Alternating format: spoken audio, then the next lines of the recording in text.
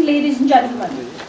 I'm Dr. Alipore, and I have the privilege of serving as your marshal for the 5th Annual Convocation ceremony of the International Management Institute, Kolkata, honoring the graduating students of our PGDM batch 2015-17.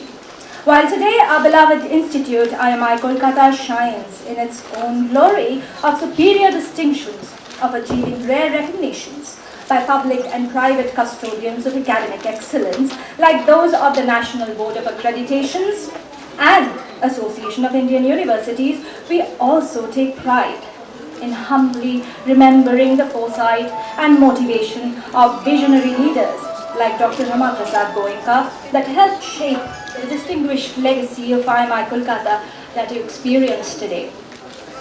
To christen the joyous proceedings of the 5th Annual Convocation of IMI Kolkata, we are delighted to have amongst us the very Honourable Minister of State, Ministry of External Affairs, Government of India, Mr. N.J. Akbar, as our chief guest, and our very revered and equally inspirational Chairman, Board of Governors, IMI Kolkata, Mr. Sanjeev Goenka, to do the ceremonial honours. Sirs, we welcome both of you.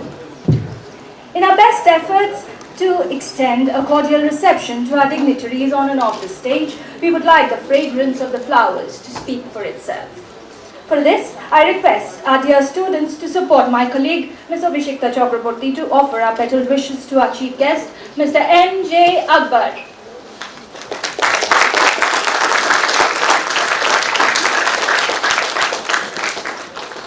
Flowers to our chairman, Mr. Sanjeev Goenka.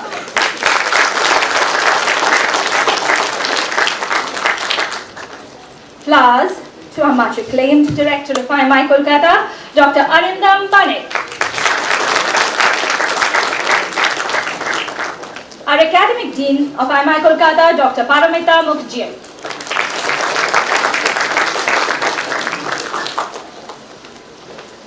On behalf of IMI Kolkata, we would also like to welcome some of our invited dignitaries in the auditorium with the fragrant blooms. My colleague, Ms. Devashri Datta, would be offering bouquets to Mr. V.C. Agarwal, President, Corporate HR, RPSG Group, and Board Member, IMI Kolkata. Professor Ramesh Bell, Director, IMI Bhubaneswar.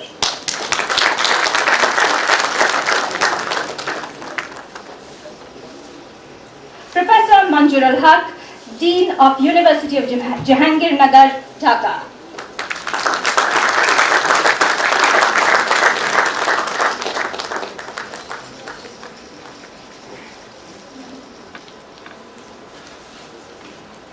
Daniel Said, the Honorable Consul General of France.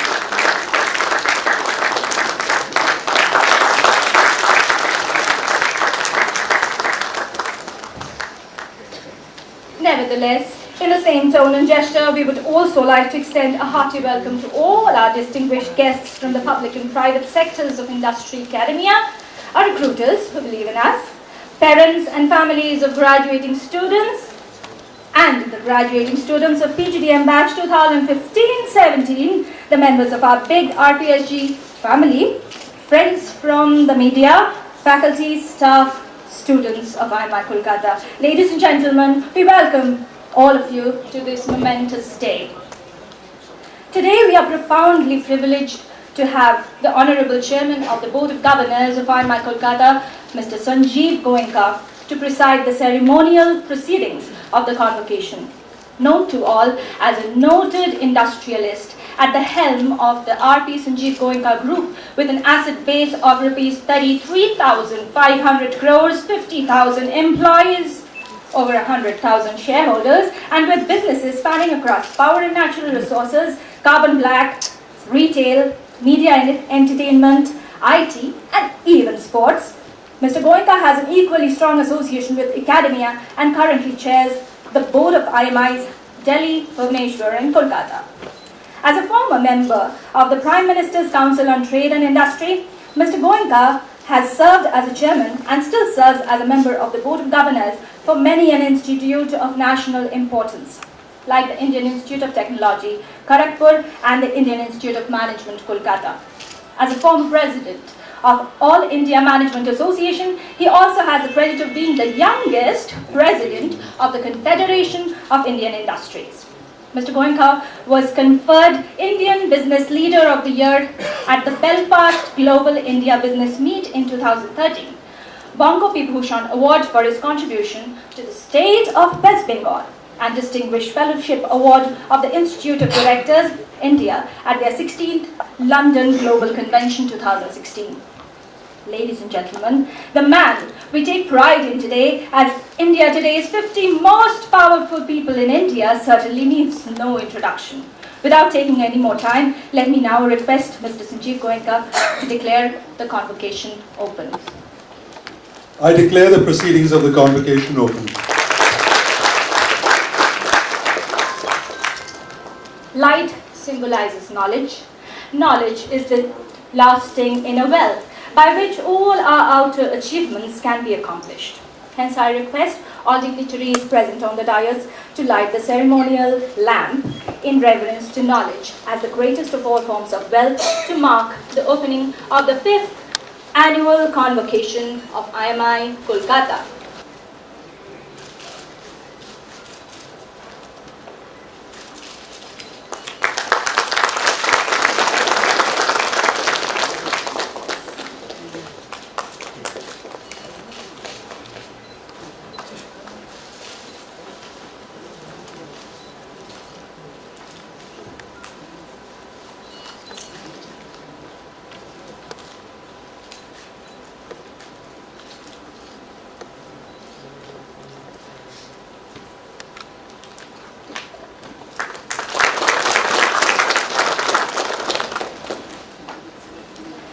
Ladies and gentlemen, in our pursuit to groom professional managers, we are motivated to shape socially responsible citizens for the business world of tomorrow. We believe that we can make this possible by moving in harmony. Hence, we begin this morning with an instrumental rendition of the Amazing Grace by the string quartet to invoke the spirits of fellow feeling and righteousness for the greater prosperity and happiness for all.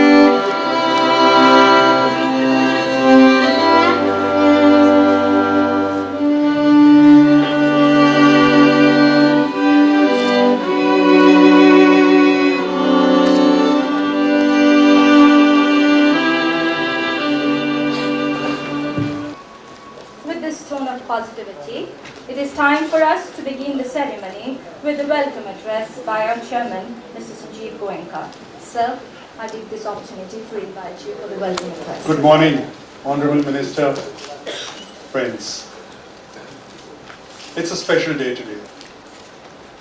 Special day for all of us at IMI.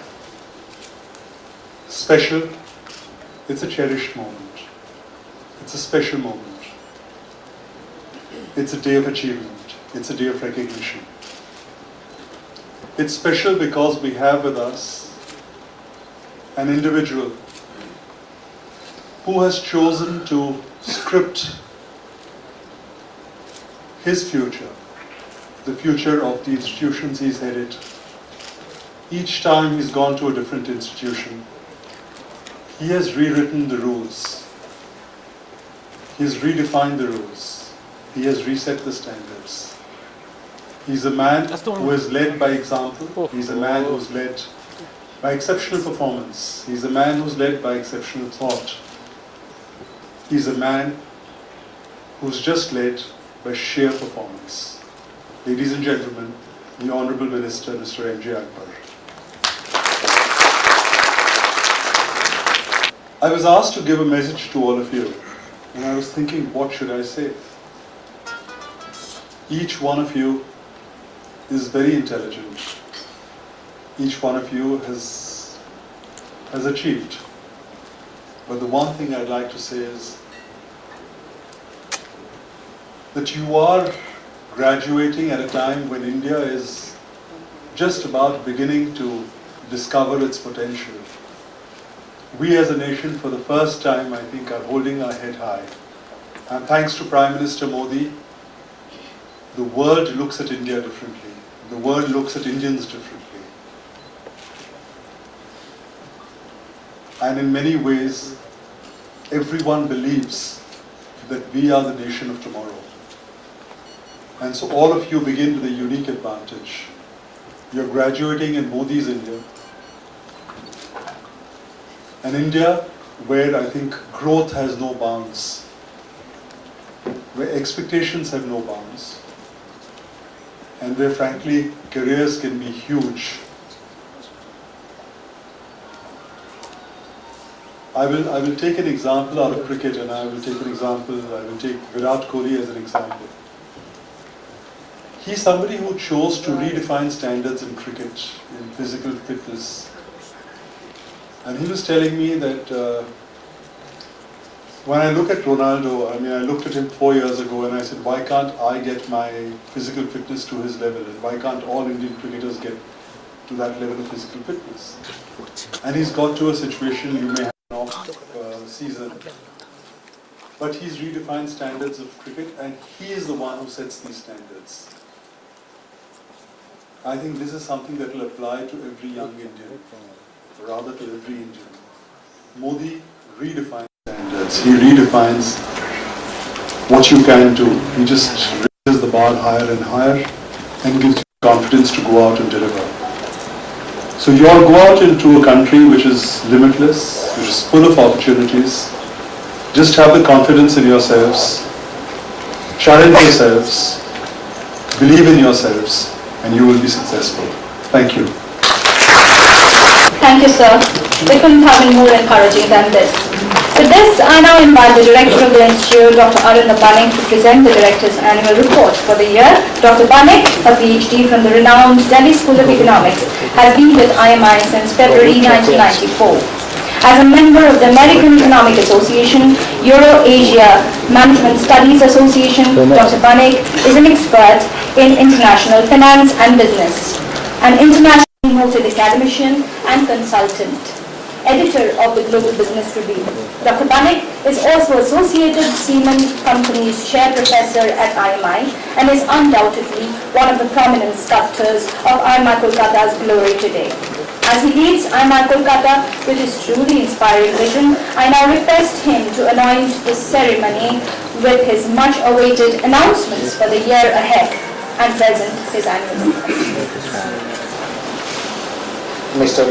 M.J. Akbar, Honorable Minister of State, Minister of External Affairs, Government of India, Mr. Sanjeev Goenka, Chairman, IMI Kolkata Board of Governors, members, IMI Kolkata Board of Governors, Dr. Paramita Mukherjee, Dean Academics, faculty colleagues, staff members, family members, and friends of graduating students. The graduating students, our friends from media, ladies and gentlemen, my warm regards on the occasion to all of you. While I intend to present a highlight of the fantastic year that went by all of us at IMI Kolkata with my annual report, I would also like to take this august platform to anoint the beginning of yet another year for IMI Kolkata with some significant announcement from our end. Standing here at one of the top private management institutes in the country, as ranked by the Government of India, I proudly share with you that now IMI Kolkata is all set to take management research in the country to the next level by starting its fellow program in management, which is a PhD level program, and that is slated to commence from June this year. AICT approved FPM program that we have been able to ascertain with our sheer dedication to academic excellence will open new research horizons in the domain of business research in the country. Needless to say, in our penchant of merit and excellence, I, with the affirmation of the worthy personalities present here, would also like to announce the introduction of Dr. Rama Prasad Goenka Research Scholarship for 3 worthy scholars to the tune of 25,000 per month as stipend for the soon to start fellow program in management. As I said, this is a PhD level program. In the same gesture, I would like to announce the introduction of Dr. Rama Prasad Goenka Scholarship for 6 meritorious postgraduate students from economically disadvantaged sections who would study the MBA equivalent to PGDM at IMI Kolkata at 8% tuition fees waiver. With this announcement, now I present the highlights of the achievement of the institute during the period 2016-17. They are all documented in our annual report 2017. As regards international collaborations, in addition to the collaboration that IMI Kolkata has established with institutions like Sichuan Academy of Social Sciences, Kunming University of Science and Technology in China, ESC Rennes School of Business in France, North-South University in Bangladesh, Emporia University USA, other significant academic and research collaborations that are established last year, including collaboration with the College of Business and Economics, University of Goenka, Canada, is now studying at IMI Kolkata. IMI Kolkata faculty members are invited to participate in conference, workshops abroad, like in Spain and Finland. Delegates from South Eastern Finland University of Applied Sciences, Junta de Galicia, Spain, and ESC Rennes School of Business visited the campus recently.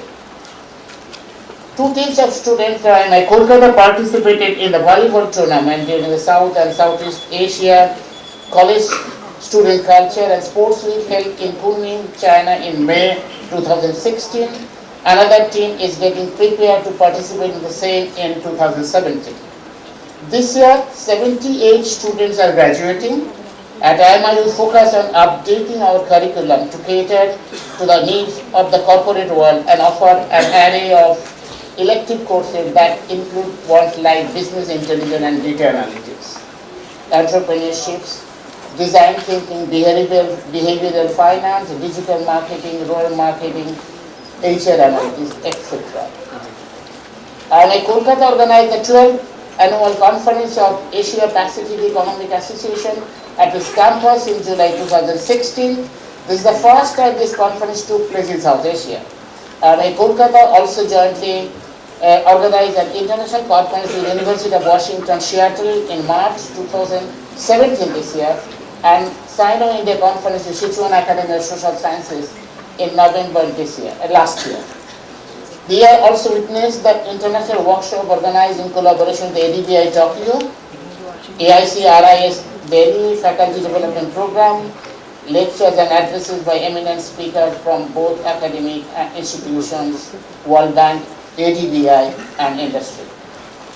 I am also glad to state that competency of our research active faculty members is well recognized globally. During the last academic year, the faculty members of the institute continued to contribute to the world of knowledge.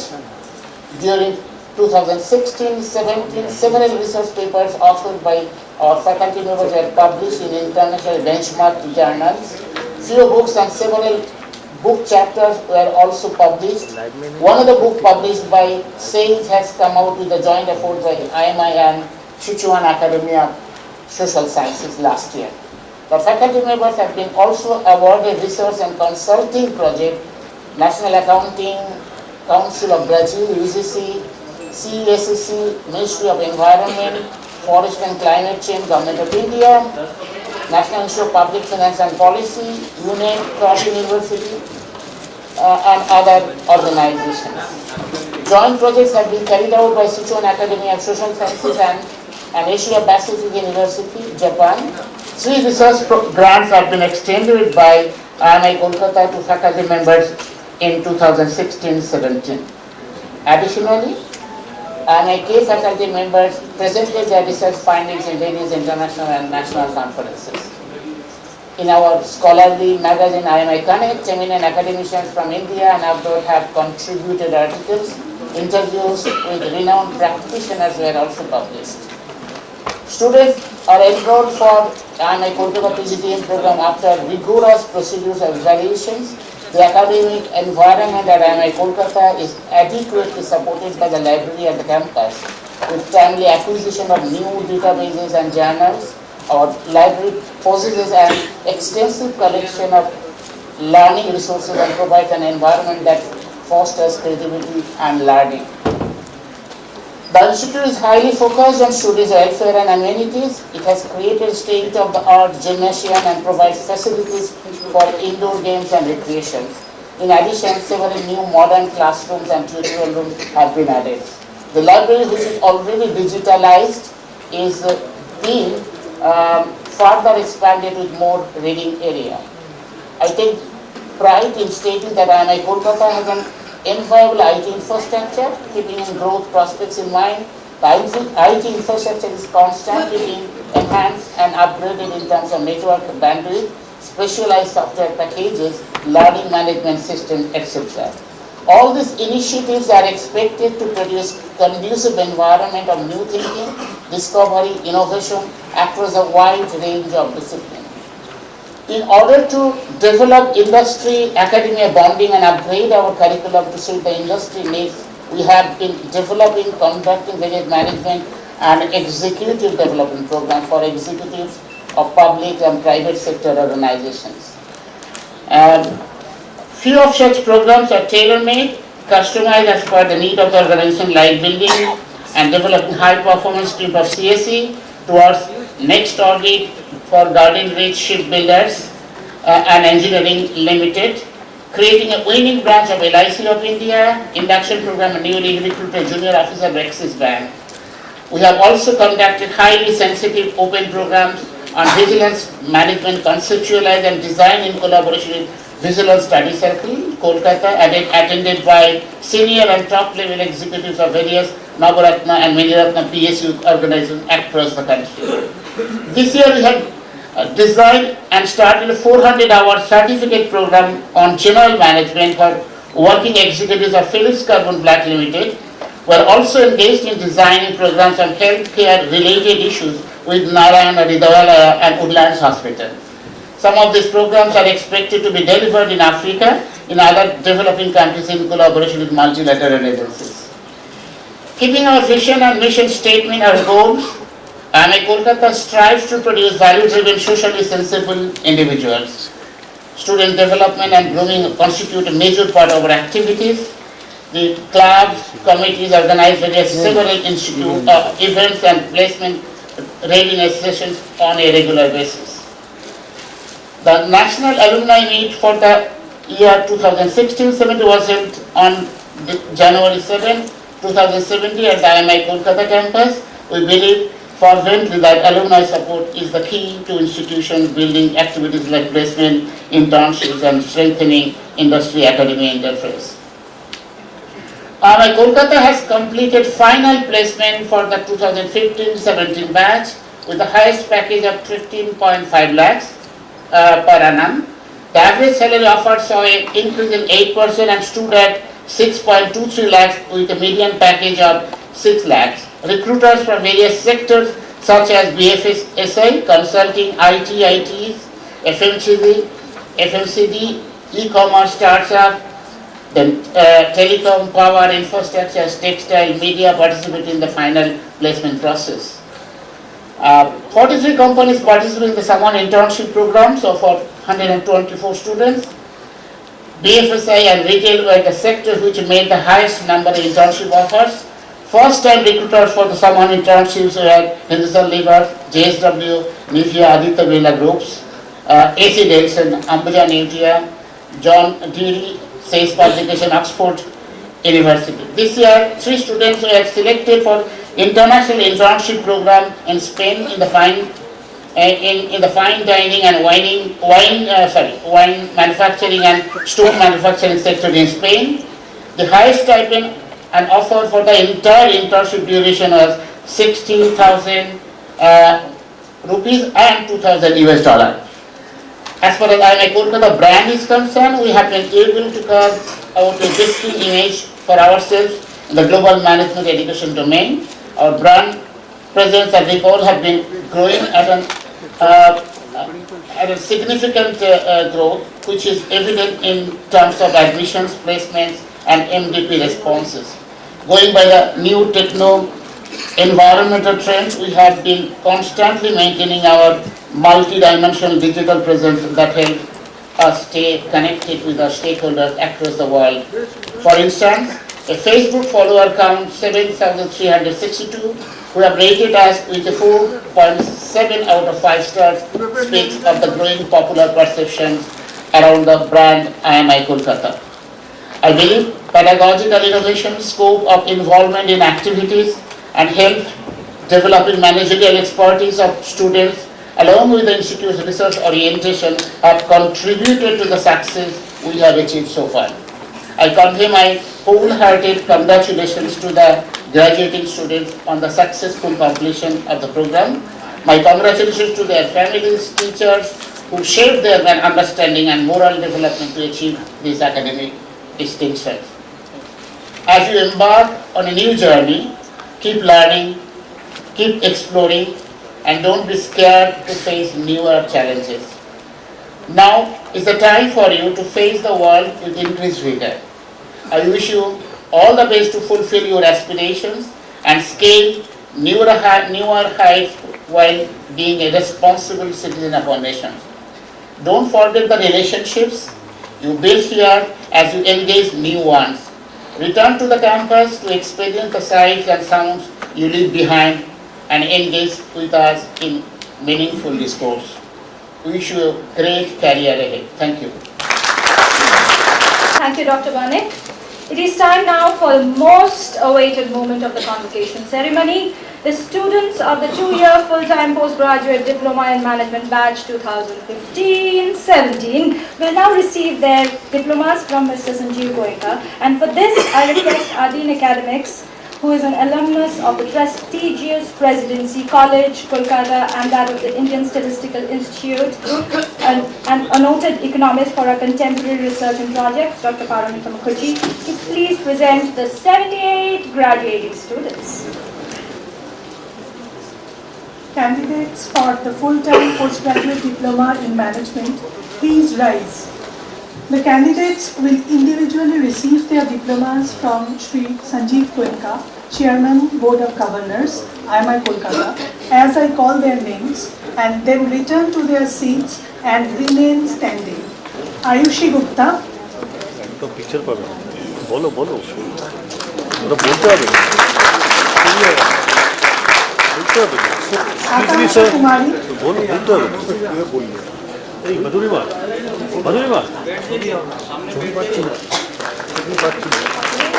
ছবি হবে না তো ছবি হচ্ছে না Akash Majumdar.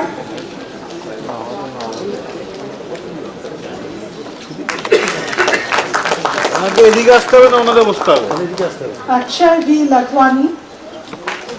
তাহলে ওনাদের এদিকে আসতে হবে দাওয়াটা এদিকে করতে হবে Amar Natesh Limje.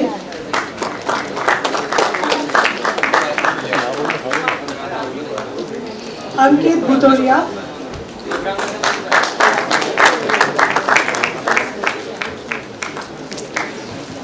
Ankita Agarwal.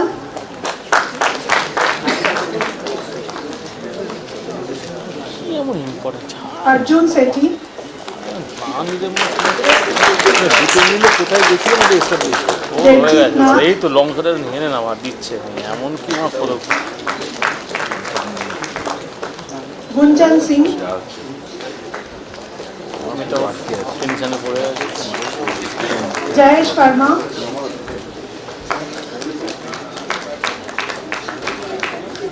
Kushal Jaiswal.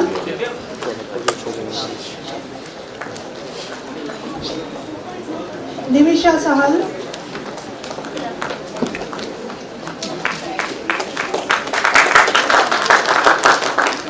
Olivia Chaudhary,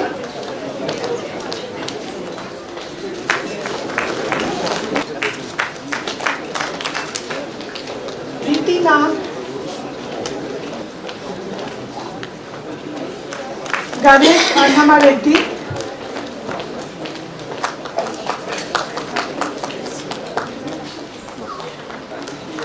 Sandeep दास, संतोष यादव,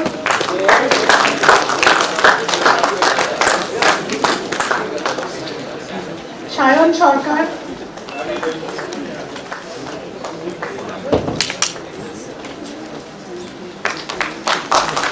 श्रेया जैन,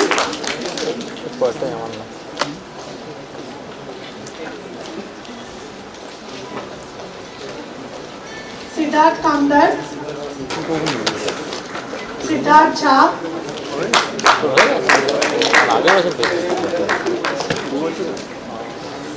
शिल्पू कुमार शॉ,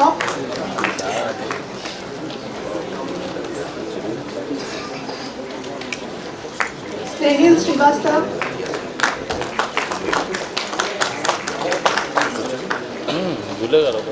सौरभ चक्रवर्ती,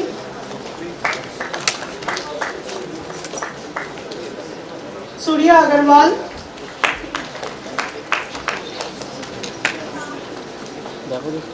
तन्वीर अहमद अंसारी,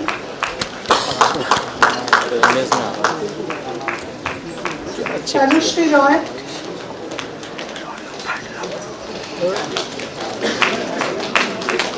बैदेही किल्ला,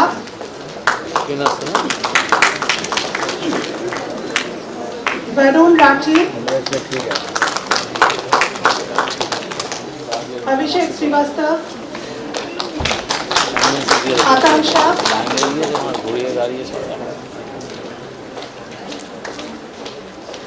अंकिता पारेख,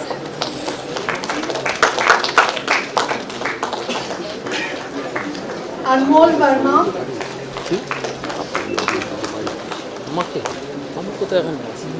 अनफिता शॉ,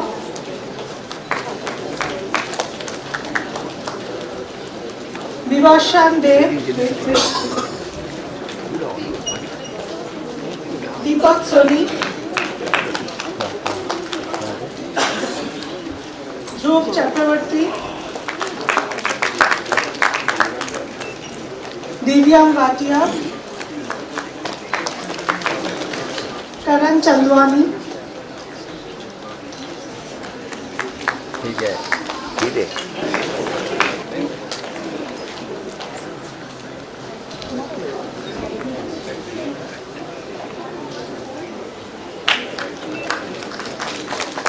मेघना सिन्हा,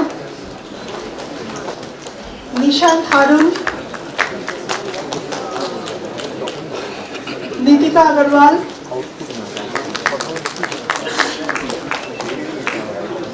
नीतिका बंसल, प्रशस्ति वर्मा,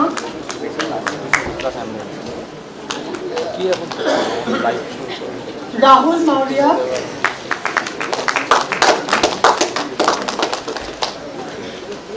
ऋषभ जायसवाल,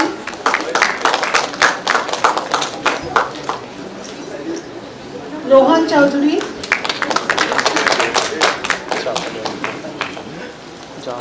रोशनी लांबा,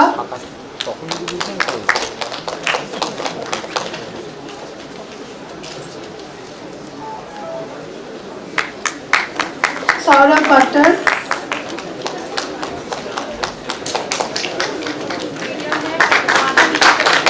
सिद्धार्थ शंकर मिश्रा, सिद्धार्थ श्रीवास्तव, सिनू चाको वर्गीस,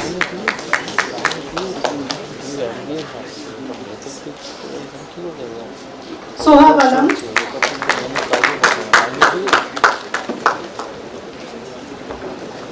सौरभ देव,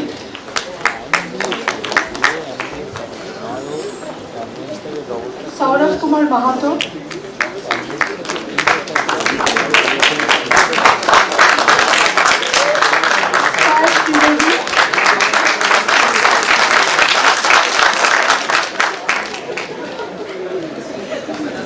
Vishal Mukherjee,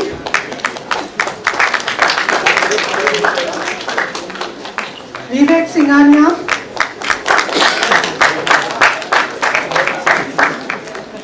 Shreya Rajgaria,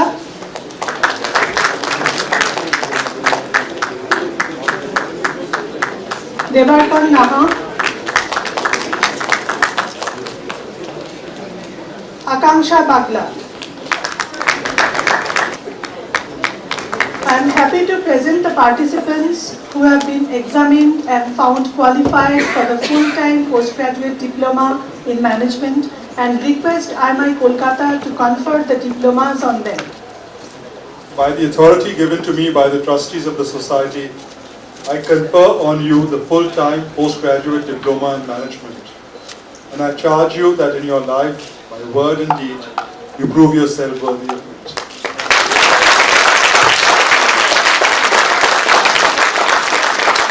Yes, you can flip your tassels now.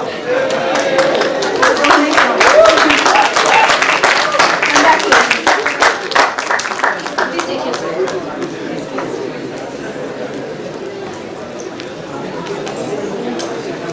Each year, ladies and gentlemen, outstanding students are given special awards for their performance, and I request our chief guest, Mr. M.J. Akbar, to please award the meritorious students. The special awards will again be announced by Dean Academics, Dr. Parvati.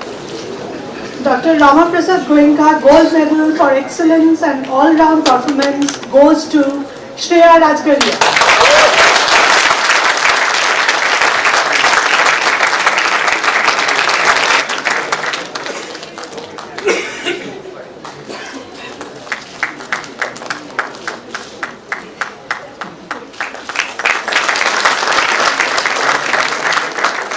The silver medal goes to Ankita Parekh.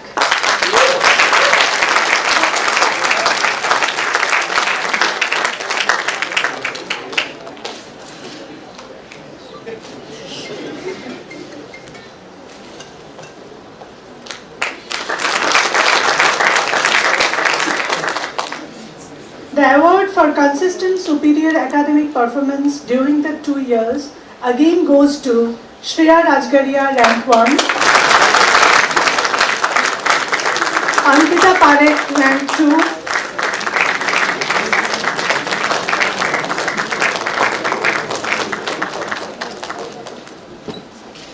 Roshni Lamba, rank 3.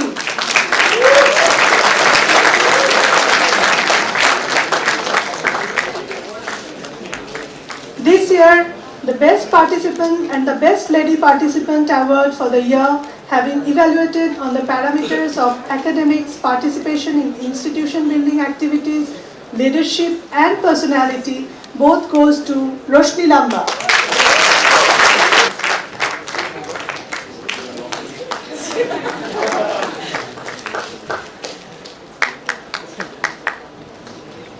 The summer internship projects were evaluated on the nature of project, industry analysis and feedback from industry supervisor. Rank 1 is obtained by Nitika Bansal at Imami Limited and Sinu Chakrabarti at Business Economics.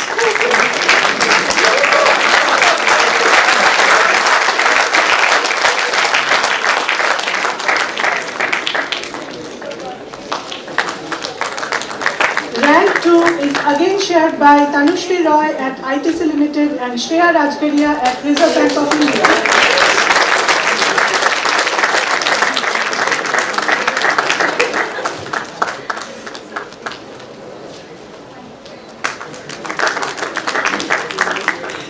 Rank 3 again is shared by Pratik Roy at Imami Limited and Rahul Maurya at Business Economics.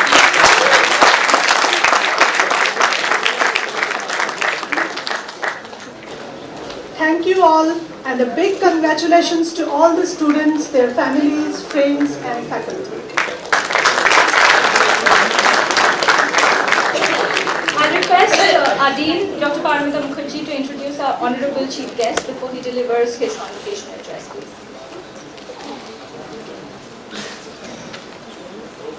Shri M.J. Akbar is the Minister of State for External Affairs, Government of India, a Member of Parliament in the Rajya Sabha from Madhya Pradesh, a veteran journalist, author of several books, and editor of a range of magazines and newspapers.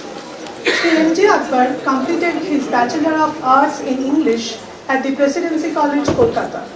Sri Akbar has authored several internationally acclaimed books, mainly on the Indian subcontinent's complex history and the turbulent interaction between faith and definitions of nationalism. They include India, the Siege Within, Nehru, the Making of India, Kashmir, Behind the Veil, The Shade of Swords, Jihad and the Conflict between Islam and Christianity, Tinderbox, The Past and the Future of Pakistan, and Blood Brothers, a novel.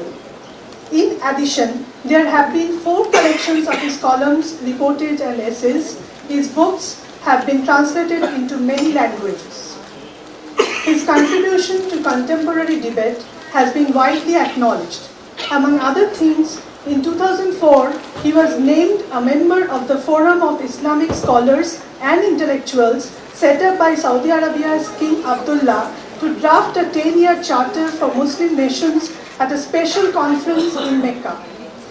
In March 2006, he joined the Brookings Institution in Washington as a visiting fellow in the Brookings Project on US policy towards the Islamic world. He also serves as chairman of the Trust for the Calcutta Muslim Orphanage. Sri M.J. Akbar has also had an illustrious career as a journalist and editor. In 1976, he launched as editor India's first weekly political news magazine, Sunday, which quickly became a household presence. He started 2 daily newspapers, The Telegraph in 1982 and The Asian Age in 1994. He has served as the editorial director of India Today, Headlines Today, and as the editor of the Deccan Chronicle and the Sunday Guardian. Sri M.J. Akbar was elected to the Lok Sabha from Kishanganj, Bihar in 1989. He went back to media in 1993.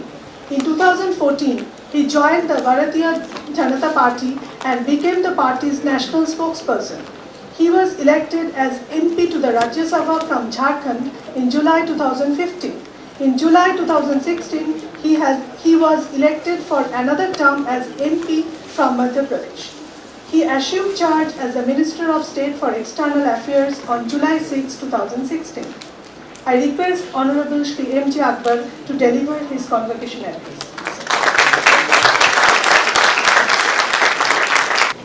My friend Sanjeev, Honorable academics, professors, I still haven't understood why we call politicians honorable. The truly honorable people actually are the academicians, are your teachers.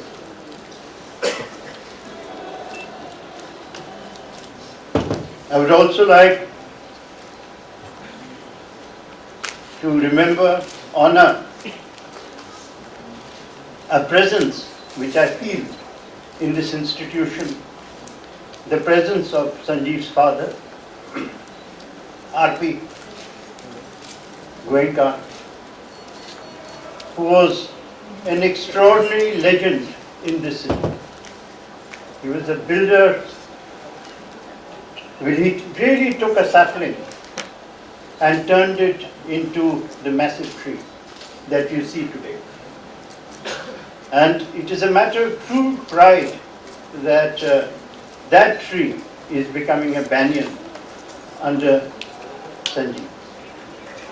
The expansion and growth, including into this quality education sector, is one of the great success stories of modern India, and indeed something that leaves me with a slight tinge of envy, because in 1970, this after all is your day.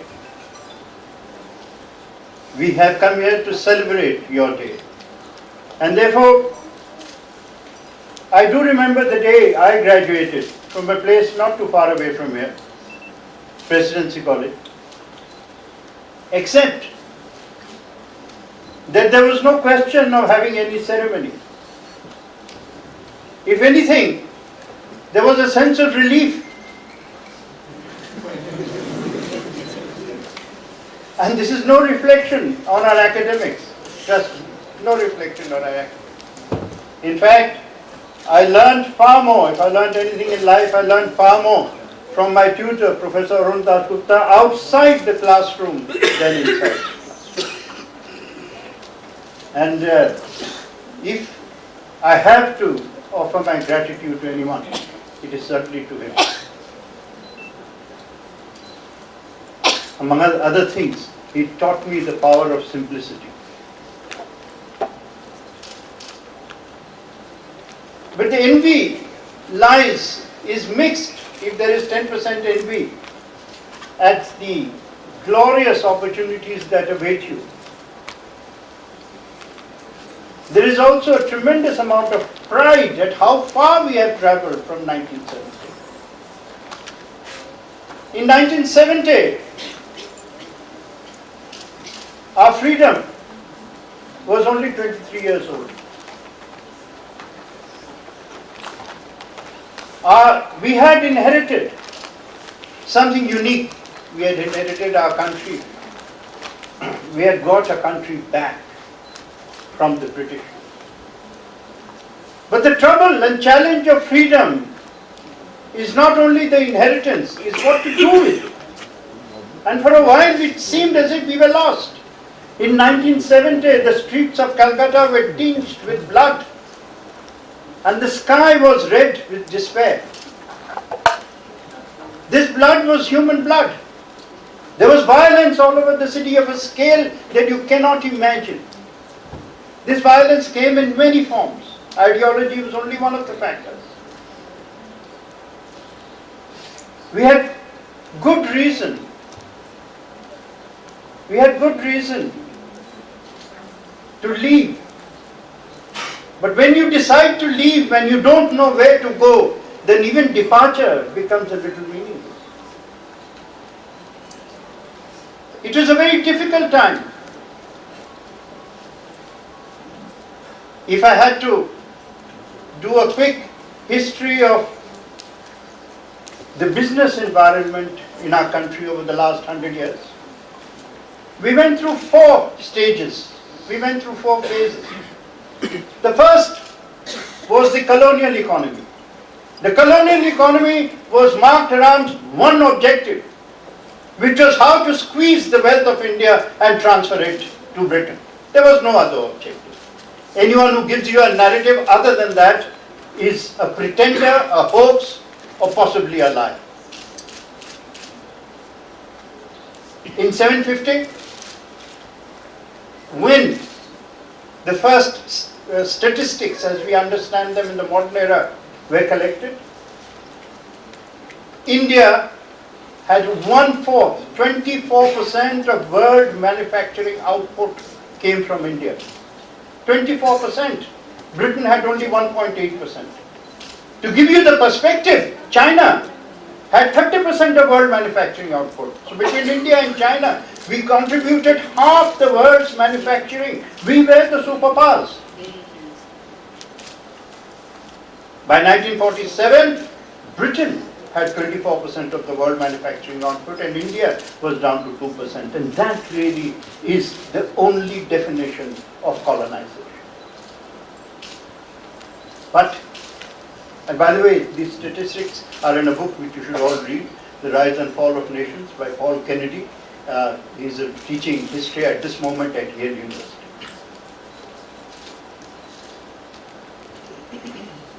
But the problem today is not to bemoan the past, not to bemoan what the colonization did. The British have gone for 70 years. How long are we going to comfort ourselves by blaming Britain or anybody else? We fought and won our freedom in order to find a nation. And that is the true challenge. The second phase of our economic policy, before I move on,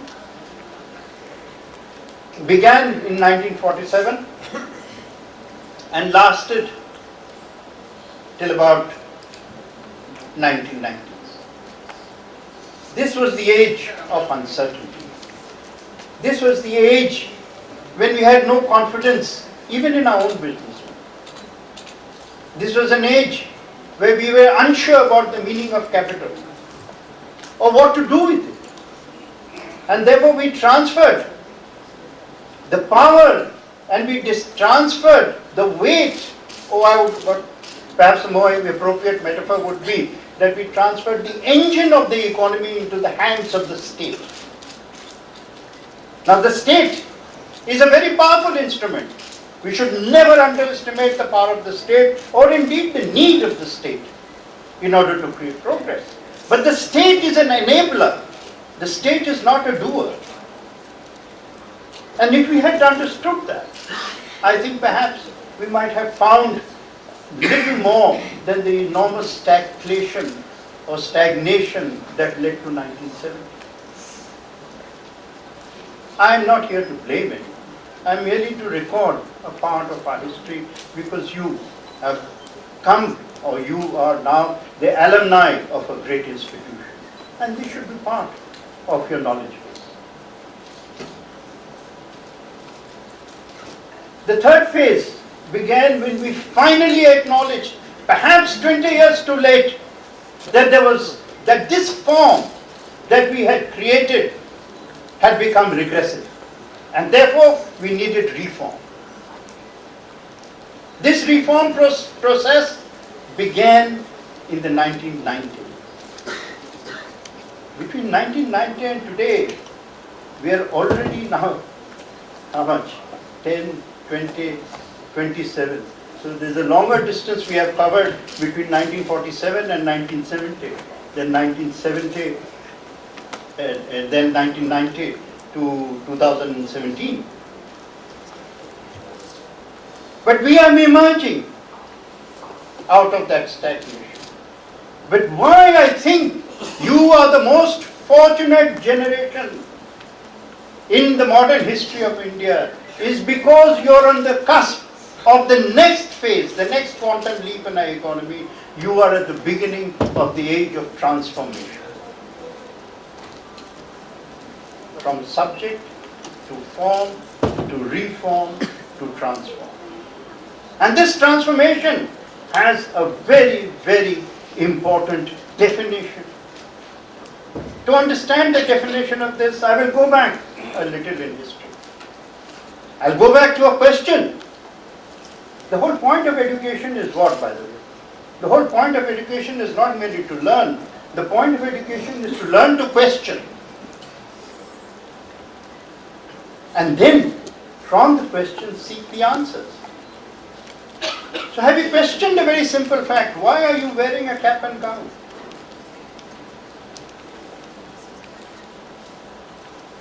Maybe because it is tradition. From where does this tradition come from? And why are we still so obedient to this tradition? I suppose immediate future will find more answers. But the larger question is, this tradition comes from a fact on the history of education. The history. We have always had wisdom. Every society which claims to be a civilization has a history of wisdom. Our own history of wisdom is among the finest in the world. But that wisdom that existed was in the control and in the hands of very small elites. Whether it was India in 3,000 years ago, 2,000 years ago, 1,000 years ago, or whether it was in the more modern civilizations, which is Britain and Europe, which really did not begin their process till the turn of the last millennium. Everywhere. And the education was in the hands also of the religious elite. In every society, whether it was in Hinduism or Islam or Christianity, this cap and gown comes from the church. The church, which created the great universities of Britain, of France, of Europe. That wisdom was first written on rock. One of the great experiences of my life has been to see the museum in Siem Reap in Cambodia, near the Angkor Wat temples, everybody goes and sees Angkor Wat, and by the way, that is glorious, unbelievable. But you should go to that museum, and that museum has huge, big slabs of rock, massive slabs of rock, on which is written in exquisite calligraphy in Sanskrit, in the Lipi, the verses. And it struck me then that India must be the only country in history which actually expanded an empire of knowledge through its literature. It's quite a unique phenomenon. You can see this in Indonesia, you can see how power of knowledge and culture remains seeped into their modern language. So we had wisdom which had tremendous influence across the known world.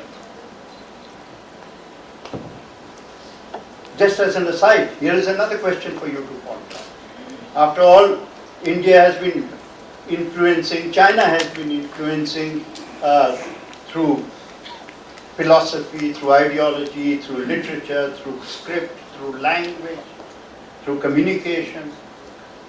Before the arrival of the colonial powers, and we were great traders, by the way, in the end, and therefore we had ships which went across west and east. But there is no record of a sea war or a naval war before the arrival of European colonization. No record. We understood that trade means an equal exchange.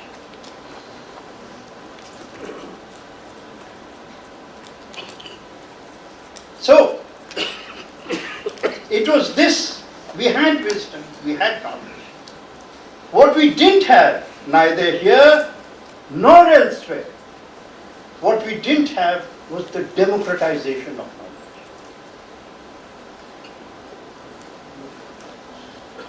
knowledge. Knowledge was captured on stone, it was captured on bark, it was then captured by a great scientific revolution created in China called paper, papyrus. Egypt and China. We don't know who brought what first, but this was a great scientific step. But it was still a knowledge restricted to an elite. It was only, and I think the start of modern history begins from there, and the reason why Europe became the greatest power in history at that time begins from 1453, when Gutenberg invented the printing press. And it was the arrival of the printing press that began the long process of democratization of knowledge.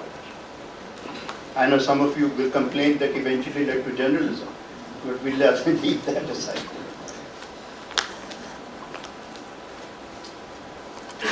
The printing press, the first change and the first demand for the expansion of knowledge came through the demand to democratize faith, to democratize doctrine, to translate the Bible into quote-unquote native languages, into English, into French, into Germany, of course.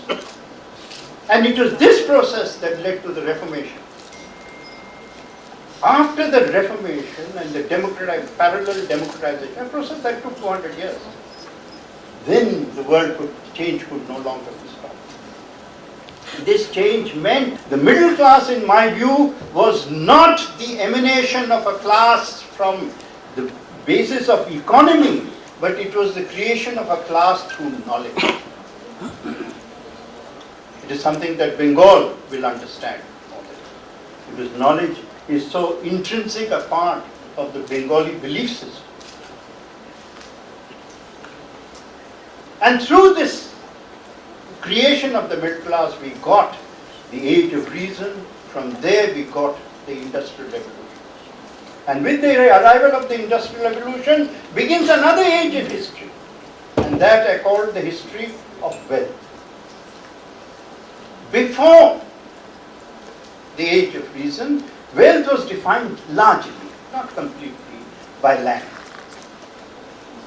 Or the first supplementaries came through trade. Land and trade. But both land and trade were in the grip of 5% of the population. In Britain, surprisingly, land is still in the grip of 5%. But with the arrival of the Industrial Revolution, we also saw the beginning of the age of capital. Capital should not necessarily be confused with capitalism. It is not surprising that the intellectual doctrines of this age were both written at the same time by Adam Smith in Scotland and by Karl Marx a little lower down in London.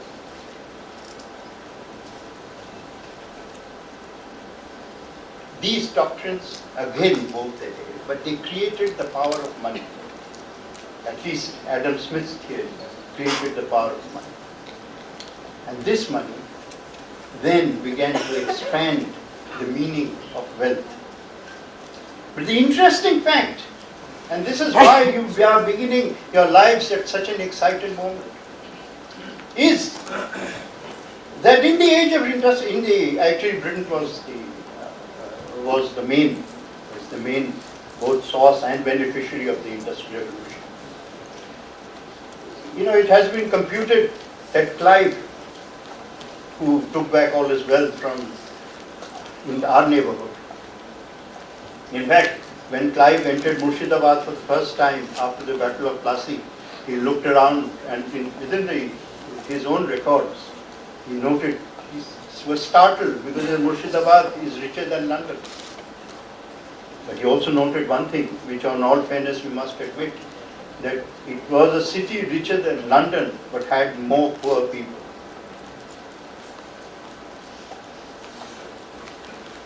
So, and his wealth was calculated about, in modern terms, at not more than 150 crores.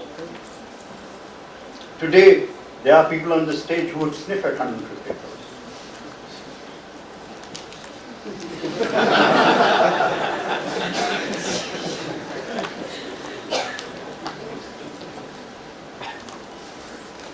It took 80 years from the rise of the initiation of the Industrial Revolution for the Britain to double its wealth.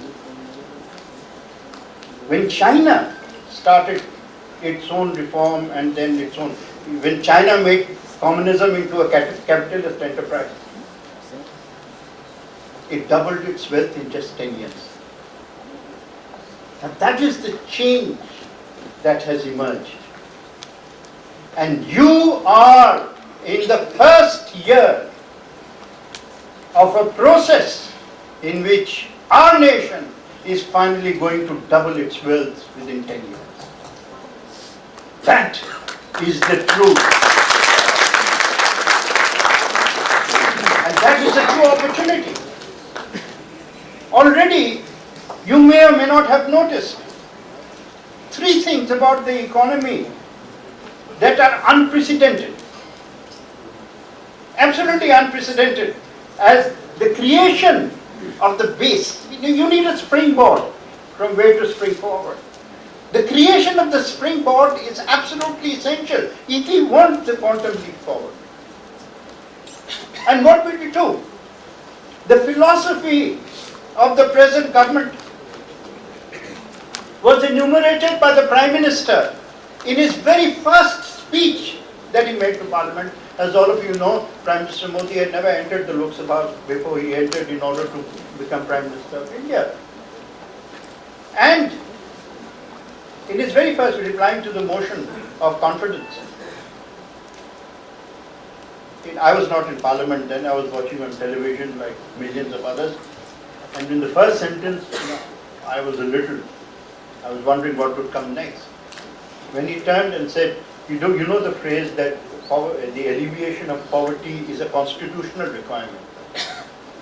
It is there in our constitution that every government must work to the alleviation of poverty. And he comes and says, the age of alleviation of poverty is over. But then comes the most important line that defines this vision. The era of elimination of poverty has been, maybe 70%, probably more accurate, was living below the. And the poverty line is a very harsh line. Have no illusions about it. You don't know the meaning of poverty. You have not even seen the face of harsh poverty. The face of harsh poverty, I will not even describe it. I don't want to ruin your day. But we who have seen it know its meaning. Today, that figure is less than 30%. Now, if you're like us, all of us have had 3 meals a day, and we don't have a 4th meal, either because we know the demands for the consequences of the 4th meal, or because the doctors have told us not to. We who have it will never understand what it means to worry about the next meal. So for us, when we see the statistical change, we brought it down to less than 30%, let's congratulate ourselves. It's not how the people still below the poverty line look at it. They ask a very simple question. If it took you 70 years to bring the figure down from 65 or 70 to 30, is it going to take you another 70 years to bring this figure from 30 to 0? They do not have 70 years to wait. Be very clear about this.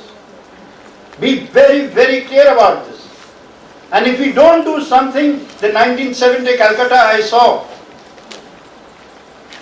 can still be the nightmare that awaits you. We have to eliminate this curse within the foreseeable future and do so. And now, what does really a transformed India mean? And here is something that you, as students of marketing or business, should understand. The liberation of 30% of India from harsh poverty. What does it mean? It means the creation or adding 400 million people into the consuming class. So essentially, you have doubled your market. You have doubled the consumer market, which means that you have actually created. That's what I said. If in 10 years you double the consumer market, you double the wealth of the nation. You double manufacturing. You quadruple manufacturing because your manufacturing finds a scale which enables it to compete across the world. So you're living at a moment of such enormous potential excitement. Second, so what was the springboard speech? We did, the Prime Minister did 2 things which were beyond the expectations. One, he knew and understood that the creation of a modern economy, and if you want to add wealth, wealth needs security. And the security needs bank accounts. So, he did something unprecedented. You know, the banks were nationalized in 1969 in the name of the poor. Between 1969 and 2016, the poor never had the psychological capability of breaking open that door, or opening that door to a bank. And I'm afraid the culture of the banking system did not find space of the poor. I remember when the great Jan Dhan fundamental reform took place, 30 million new accounts opened up. 300 million people entered the banking sector. There was laughter from the opposition, and the laughter was around, I must say, a typical conceit of the privilege. There is no money in these accounts. Quite forgetting that the first time somebody had created accounts for those without any money. That itself was the revolution.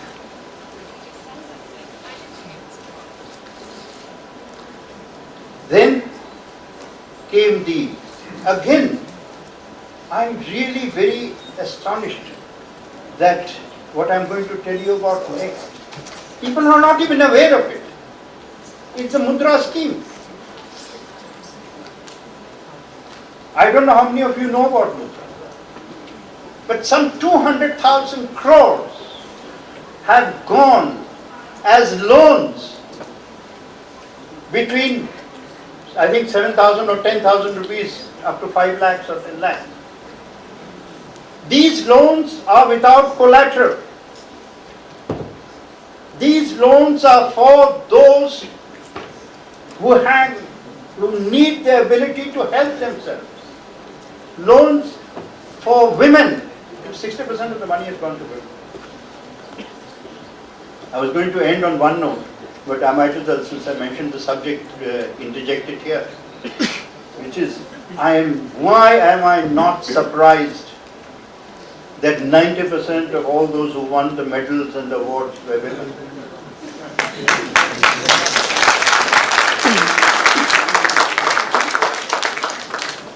Because they have the first generation hunger for success. Because previous generations of women were not unintelligent, they were simply denied opportunity to deliver. If you add women to your intellectual place, intellectual workspace, you add women to your economy, you will triple the economy, forget doubling it. So that is a process we are seeing happen. It's happening through its own osmosis. It's happening through its own momentum. But mudra is the greatest job creation scheme, except that these jobs are below the radar. I will use the Prime Minister's own example. When he says that, do you think that only big industrialists have a cash flow requirement, have a debt structure? Of course not. Yes, they do have a debt structure and a cash flow requirement, for which they use banks. The person selling vegetables, the vendor selling vegetables on the street, he too has a cash flow problem. His cash flow requirements may be 3,000 rupees. But he is paying 30% for the 3,000 rupees, and those borrowing 3,000 crores are paying less than 1 crore. So where is this injustice going to be reversed? And mudra is the reversal of systemic injustice, where you punish the poor who dared to change and empower their own lives, and you reward those who are already rewarded. And that brings us to the meaning of progress of the next 10 years. The meaning of progress to the next 10 years is not going to be simply a statistic of 7% or 8% or whatever it is, or hopefully 10%, double digit. It is going to be a system where the first benefits and largest share of progress will go to those who need it most. It will go to those who are today's impoverished. And that is the most significant peaceful revolution has been set in motion. There have been other, of course, decisions, if you follow them, whether it is demonetization in order. You are for the first time seeing the culture of back scratching, which protected elites who had got away with phenomenal corruption. Phenomenal corruption. For the first time, they are being held accountable. For the first time, people who thought they could buy their way out of prison find they can't. And I will now leave you with perhaps the most exciting aspect of the immediate future, or the future that is going to define the 21st century. And that is, you are going to find an economy of integrity. An integrity where talent will rise up first. an integrity which will ensure development for all. Believe me, hunger has no religion. Hunger has no religion. Poverty has no creed. And the mechanisms that have been devised for social empowerment, for example, housing. You know a very interesting aspect about housing? That anyone, of course, can go and apply for a loan. But if a man applies for a loan, he will have to have a woman as co-signatory, his wife or his mother. Have to have. Because that the power of assets is not going to be left alone just to the men.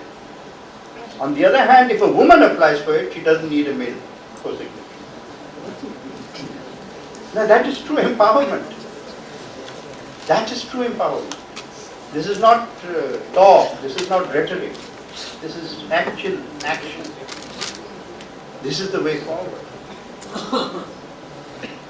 And why is there, nobody says this, let me explain to you why you can always trust women more than men.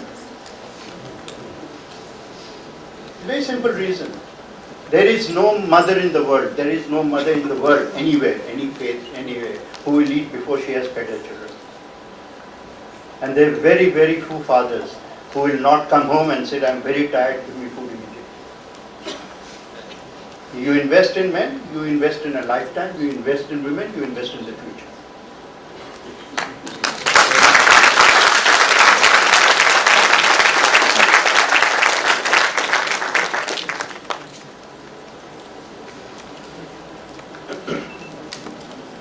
If you opened your remarks by mentioning the Prime Minister, I will define it in just one sentence. India has always had a world policy. Since we became a free nation, we've always had a world policy, we call it a foreign policy. For the first time, the world has an India policy. That, my friends, is the difference. And we who travel around the world are beginning to pick that up. The world now wants India. The world wants India, and it is recognizing that here is a country that is capable of being on the vanguard of the 21st century. The first 20 years of a century, more or less, define the shape of the century. And we in the first quarter are beginning to define that we shall be, I don't go about claiming we shall be the leading power and so on, that's all exaggeration. But yes, we will sit at the high table of the world in the 21st century, and we'll sit there not because of any military power, we will sit there because of our economic strength and the diversity and inclusiveness of our economic strength, in which there is no discrimination, which everybody is a participant in the future and in our growth. That is our message. And that is something that we will achieve. And why will we achieve it? We will achieve it for two reasons. One, primarily because we now have not simply a youth dividend. A youth dividend is a demographic fact. We have a youth which is on the cutting edge of the knowledge frontier, which is capable of taking technology and turning it into a world force. And it is doing so without drumbeats. It is showing what it's capable of with what it has achieved, not by what it has said. And that is the true strength of our nation. You are the true strength of our nation. And that is why, those who have existed and seen India, maybe old codgers like us, who have seen the India of the past, many of us remain highly skeptical. What is this technology revolution? How will the villages understand the technology revolution? What is going to happen? Are we going to break a leg? The young have no problem. Because this is precisely what their objective is, and this is what they dream. For them, it is, the surprising thing for them was if somebody didn't do it. So in every corner of a village, we are looking at villages mapped and empowered by the latest technology. Today, and look at it, I'll give you a very simple example. Today, the latest mobile phone in your hands, as you know, has more computer power in it than the first mission to the moon. I'm sure you're aware of it. It's literally true. Today, a young person in rural India who has never seen a dial-up phone, they've never seen a dial-up phone. That age has passed them by. Is today handling the smartphone with ease. When we go to the digital melas, it's astonishing how empowered and how emboldened people from the remotest corners feel as they watch change, the sunshine of change, not the shadow of change, the sunshine of change entering their lives. Finally, my friends, I know I was told that I have to give a message. I am in principle very message averse because I know you hate it. Nobody hates a sermon more than we are. But I leave a thought with you. The thought is this. I don't know how many of you are here, 60 graduates, 78. For each one who has entered the doors of this institution, an institution created by Sanjeev, a privileged institution of the country, for each one who has crossed that door and entered here, there are 100,000 Indians dreaming of coming.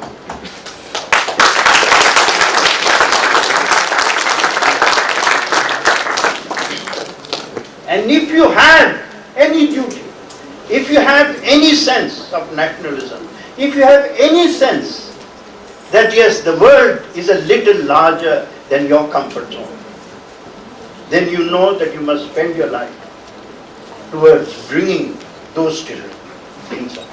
Thank you.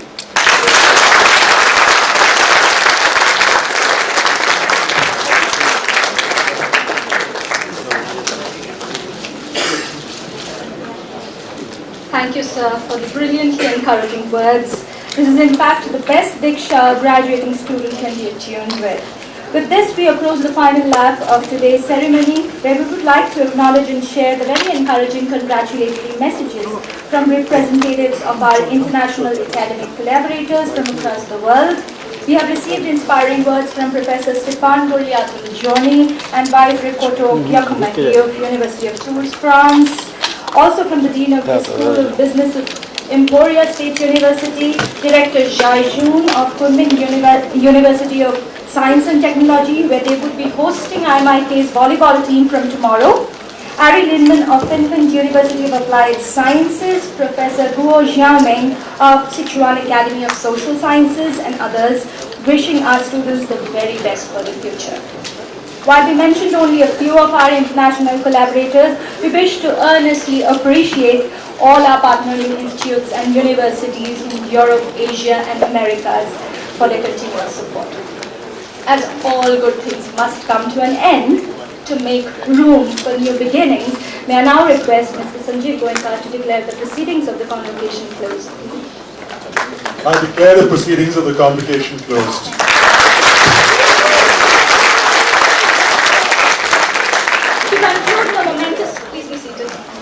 To conclude the momentous proceedings of the 5th Annual Convocation of IMI Kolkata, we would like to extend our token of gratitude to our chief guest, Mr. M.J. Akbar, for taking time out of his busy schedule and making it so special for us. For this, I would request our very honorable chairman, Mr. Sanjeev Goenka, to do the honors of extending our thankfulness with a specially crafted Auditorium. In fact, for this, I would like to have the privilege of inviting the masterpiece creator, Ms. Abhimitra Paul, who apparently had dressed from Manmohan Singh to every superstar in the country, herself to hand over his creation to Mr. Goenka for the felicitation.